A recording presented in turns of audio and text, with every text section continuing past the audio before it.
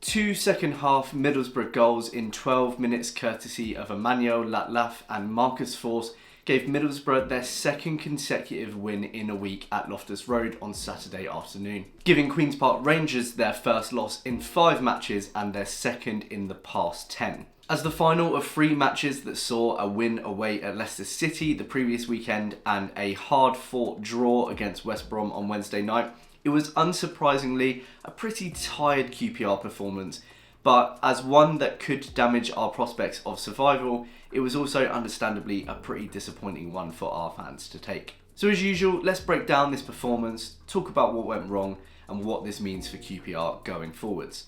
It was pretty hard to predict what to expect from Boro heading into this match. They're a team that have been consistently inconsistent throughout this season, but a 3-0 home win against Norwich on Wednesday night, albeit one against 10 men for a good 2/3 of the match, showed us that this was a team that isn't quite on the beach yet. QPR's draw against West Brom on the same night was the best home performance from QPR this season, but you don't get all 3 points just for a good performance, and our inability to find the winning goal, not solely our own fault with that glaringly missed handball from QPR, meant that QPR stayed in 19th, just a point ahead of the bottom 3.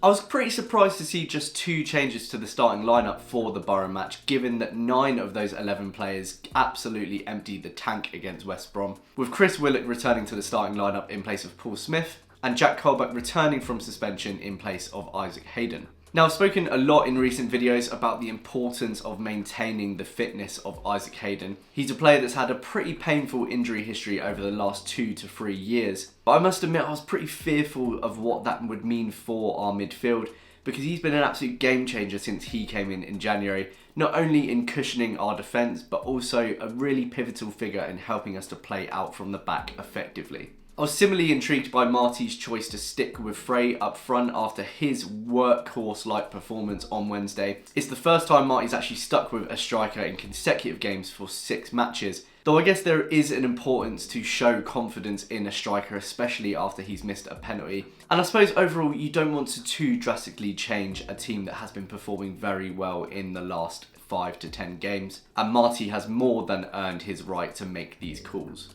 Now, the first half wasn't entirely dissimilar to the dominance that QPR showed against West Brom in the midweek, with Rangers again dominating the ball and the chances, at least for the first 20 to 25 minutes. Chair once again opened proceedings for QPR with his right-footed shot saved in the box, and Jimmy Dunn had his header saved from Anderson's cross from the following corner. Our new centre-forward Sam Field tried to go for his third in 2 games with a wide shot to the left. Unfortunately, that would be a standout highlight for him in what was a very tired performance. One that led to Boro dominating the midfield and often cutting through Field and Colback with ease. It wasn't dissimilar to the midfield, or lack thereof, under Mark Warburton, which shows you the importance of our loan signing Hayden and how desperately we'll need to replace him when he returns to his parent club in the summer. Soon enough, Boro would start to build into the game with chances of their own, with Clark and McGree's shots thwarted by Begovic and Howson's 35-yarder sailing over the bar. QPR continued to have efforts, but as the half went on, it became a lot more laboured and tiresome than what we saw on Wednesday night. Anderson couldn't force Chair's teed ball through a wall of men in red, and Willock's well-placed follow-up from the right-hand side of the box was well parried by Seny Dieng, who can get down to those apparently.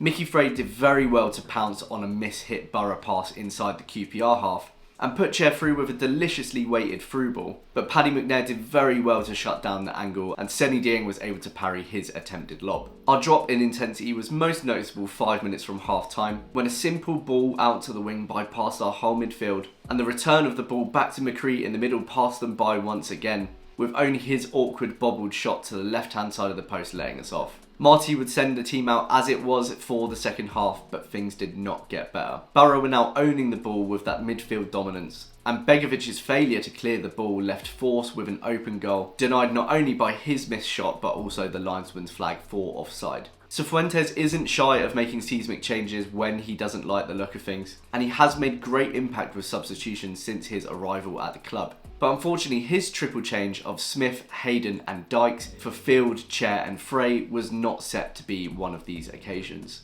Smith and Hayden looked like they might at least initially offer some improvement, with Hayden driving an excellent lofted through ball over the top to Smith.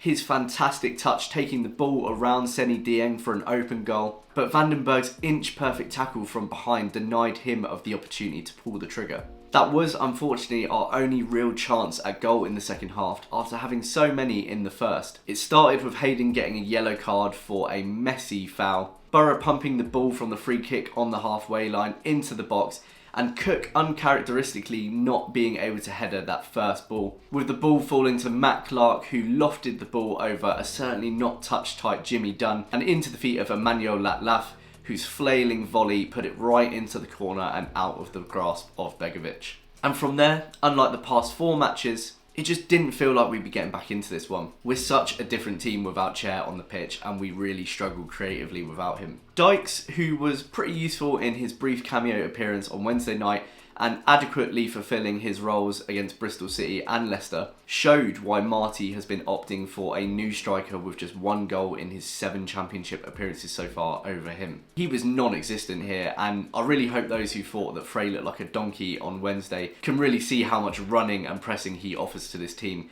because Dykes did not. Between Boro goals, we had just 2 efforts. Unfortunately, there was only going to be 1 team that was going to score. And I'm sad to say that their second from Marcus Forss on the 76th minute, who simply headed Ayling's cross to the back post, somewhere broadly goalwards, is not only one that a 36-year-old goalkeeper, one with 500 career appearances, should not be ever conceding. And it was also a goal that was scarily reminiscent of the type that we would concede under Gareth Ainsworth. I've talked so many times about Begovic's mistakes this season and how much he often costs the team. In fact, just 7 days before, he practically gifted Leicester their goal. One that luckily for him did not cost us points, but had Leicester got back into the game, we'd certainly be looking at that as the turning point. As our captain, and with the career that he's had, he's supposed to offer experience and leadership. In fact, to me, when you're signing a keeper like this, he's supposed to be one that keeps us in games and earns us points probably in matches that we don't deserve to. That just hasn't happened this season, and although we probably wouldn't have scored at 1-0, it's a really, really poor goal to concede. Soon after, Lakesh replaced Powell and Armstrong came on for Anderson. The latter a player whose energy probably would have been beneficial from the very beginning or at the very least half-time,